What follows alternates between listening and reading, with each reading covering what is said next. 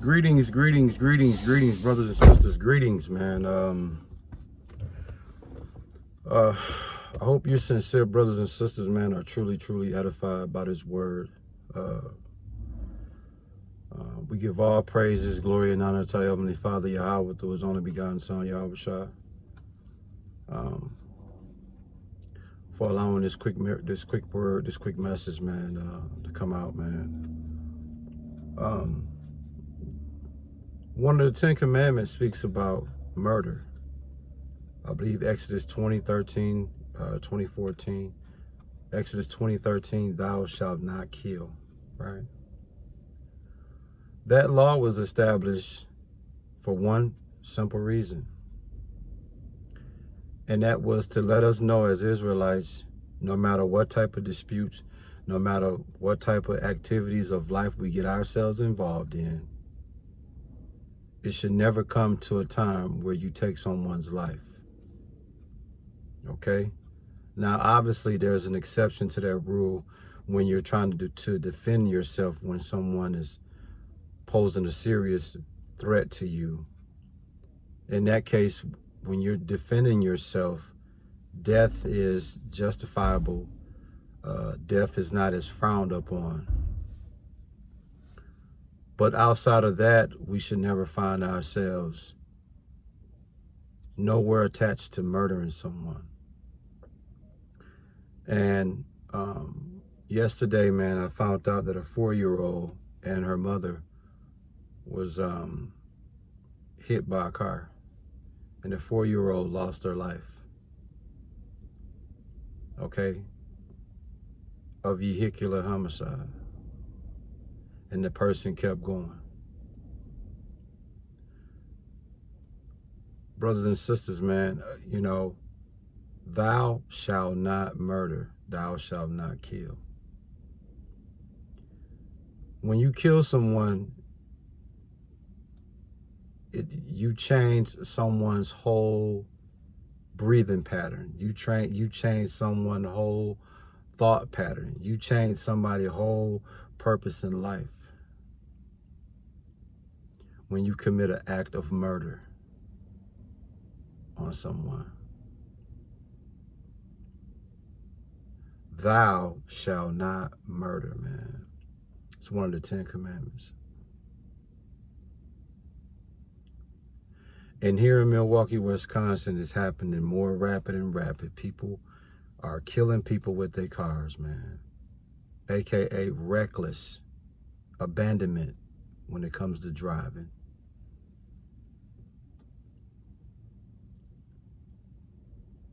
Brothers and sisters, murder is not something that you commit and think that you can unfix it or undo it.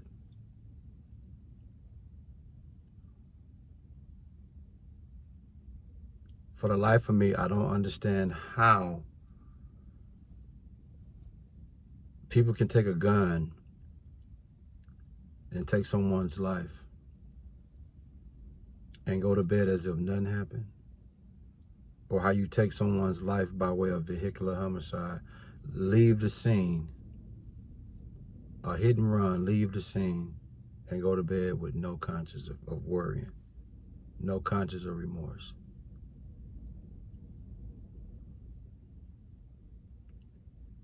My heart goes out to this 4-year-old and her family and all the other children that lives have been cut short simply because someone behind the wheel decides to speed and be reckless.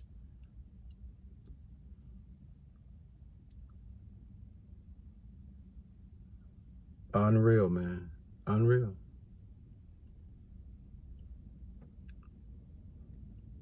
Thou shalt not kill. Always remember that, brothers and sisters, no matter how crazy the situation get. I'm going to tell you something, man, how this works as I get ready to close out this word. This just was a quick message. I'm at work, I'm on my lunch, and I just want to share this quick message, man. You better be very conscious of your spiritual. You better be very conscious of your mental. You better be very conscious of certain situations you might find yourself in. There's a thing called think through the consequences.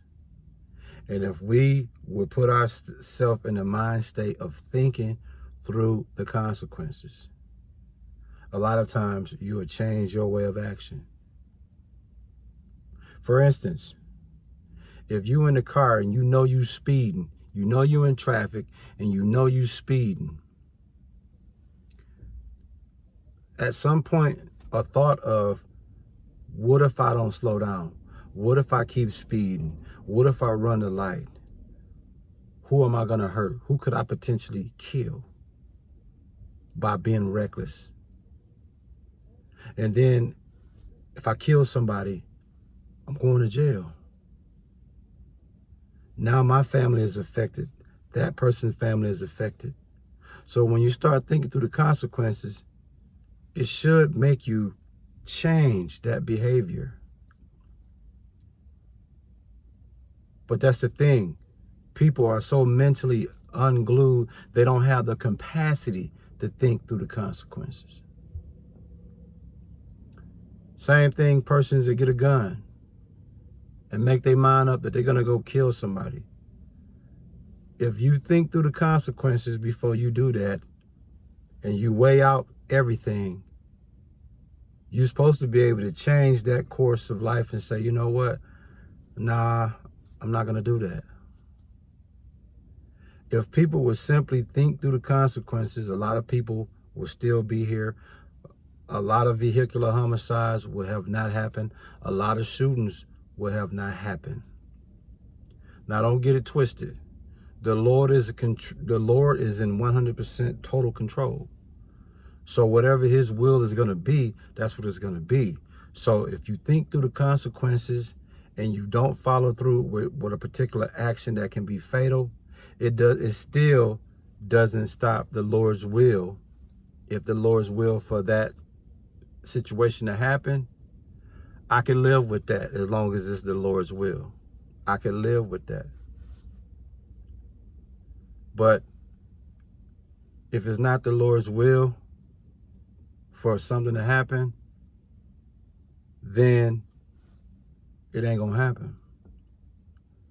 But when it comes to one of the 10 commandments, thou shalt not kill, we're not able to make that call. The Lord makes that call. If the Lord wants to kill, he'll kill. If he wants to heal, he'll heal. He's the El Capitan. He's the boss. He makes that shot. But he told us, according to Exodus 20 and 13, we should not kill. So we need to think through the consequences, man, when we got these pistols in our hands in a heated situation, or we behind the wheel when we decide we want to recklessly drive and speed. Think through the consequences, man. And it should make you slow down if you're in a vehicle, and think through the consequences if you got a gun in your hand with the intentions to go try to hurt someone by way of murder.